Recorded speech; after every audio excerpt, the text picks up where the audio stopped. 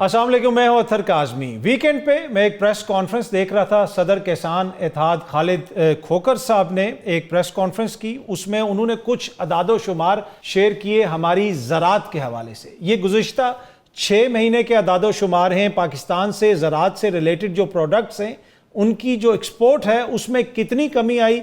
उन्होंने बताया कि आम की एक्सपोर्ट में 6 माह के दौरान यानी जनवरी 2025 से जून 2025 के दरमियान 40% आम की एक्सपोर्ट में कमी आई है। ये वही आम है जो पूरी दुनिया में मशहूर है पाकिस्तान का। बल्कि हमारे वज़ीर आज़म शहबाज शरीफ साहब जब पिछली हुकूमत में वो वज़ीर आज़म थे और वो तैयब उर्दगान साहब को मिलने गए थे तो बाकायदा उन्होंने बताया था कि मैं आपके लिए आम लेके आया हूँ। लेकिन अब किसान ये बता रहे हैं कि 6 माह के दौरान आम की एक्सपोर्ट में 40% कमी आई है। इसी तरीके से केले की एक्सपोर्ट में 69%, जी हाँ जी 69% कमी आई है।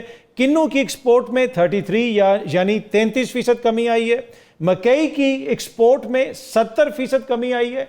चावल की एक्सपोर्ट में 11% कमी आई है। लहसुन प्याज की एक्सपोर्ट में 31% कमी आई है।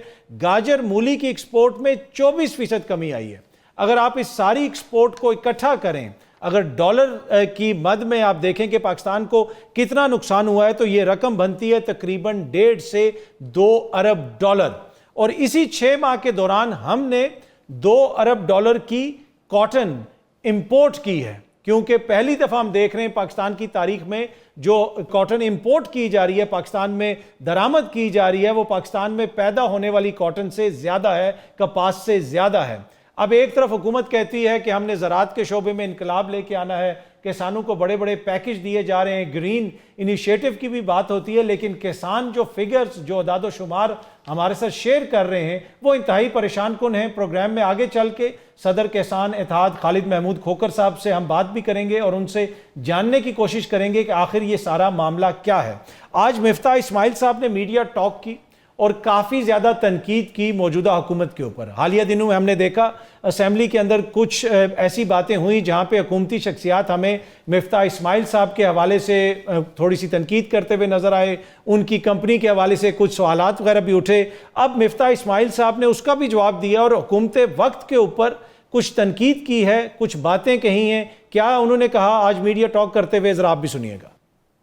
अगर कॉन्फ्लिक्ट ऑफ इंटरेस्ट समझना है तो फिर शहबाज शरीफ साहब की 2 शुगर मिलें हैं, वो शुगर मिल के मालिक हैं, उनके बेटे मालिक हैं, लेकिन वो शुगर के ऊपर जो फैसला करते हैं एक्सपोर्ट का, तो वो कॉन्फ्लिक्ट ऑफ इंटरेस्ट अनूशे बीबी को नजर नहीं आता।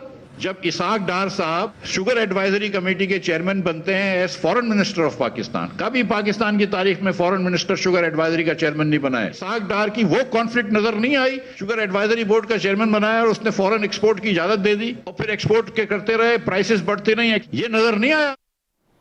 जी, वो ये पूछ रहे हैं कि आप मुझ पे कॉन्फ्लिक्ट ऑफ इंटरेस्ट का इल्ज़ाम लगाते हैं। वज़ीर आज़म साहब के अपने ख़ानदान की शुगर मिलें हैं और फिर उन शुगर मिलों को इजाज़त भी दी गई कि वो यहाँ से चीनी एक्सपोर्ट कर सकें, तो क्या इसमें कॉन्फ्लिक्ट ऑफ इंटरेस्ट नहीं है? उन्होंने इसहाक डार साहब का भी जिक्र किया, जिसके ऊपर वज़ीर जो इत्तलात हैं अता तारड़ साहब, उन्होंने भी कुछ फरमाया।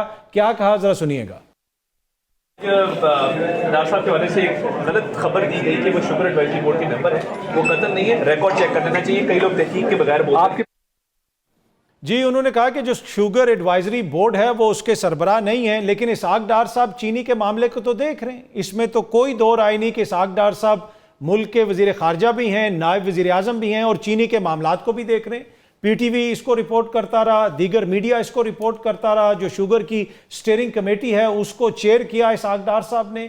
इंपोर्ट और एक्सपोर्ट का जो सारा मामला है उसको भी वो देखते रहे। चीनी की कीमत क्या होगी उसके ऊपर भी वो सारे मामलात को देखते रहे। फिर उन्होंने एक अनाउंसमेंट भी की थी कि चीनी की कीमत इससे ज़्यादा नहीं होगी। तो इसहाक डार साहब बतौर वजीर खारजा, बतौर नायब वजीर आज़म, वो चीनी के मामलात को क्यों देख रहे हैं? ये वो क्वेश्चन है जो मिफ्ता इस्माइल साहब भी कर रहे हैं। और पहले सीनियर सहाफ़ी मोहम्मद मालिक साहब ने भी अपने प्रोग्राम में ये खबर दी थी कि वज़ीर आज़म साहब चीनी की एक्सपोर्ट की इजाज़त नहीं देना चाहते थे, लेकिन फिर एक फैमिली मीटिंग हुई जिसमें उन पर दबाव डाला गया और उसके नतीजे में चीनी एक्सपोर्ट की इजाज़त दी गई। तो ये इंपॉर्टेंट क्वेश्चंस हैं कि वो हुक्मरान ख़ानदान जो खुद शुगर के चीनी के कारोबार से मुंसलिक हैं, जब वो चीनी के हवाले से फैसले करते हैं, क्या ये कॉन्फ्लिक्ट ऑफ इंटरेस्ट नहीं है?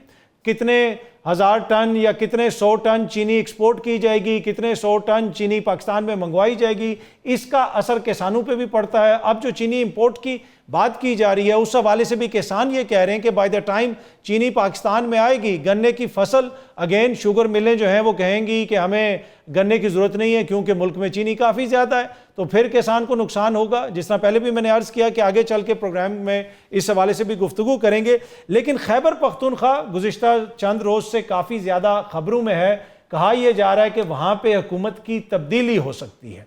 क्या वाकई खैबर पख्तूनख्वा में वफाक ने यह फैसला कर लिया है कि अली अमीन साहब की हुकूमत को अब फारिग करना है? बाखबर रहने के लिए सुनो न्यूज़ का यूट्यूब चैनल सब्सक्राइब करें और बेल आइकन पे क्लिक कर दें।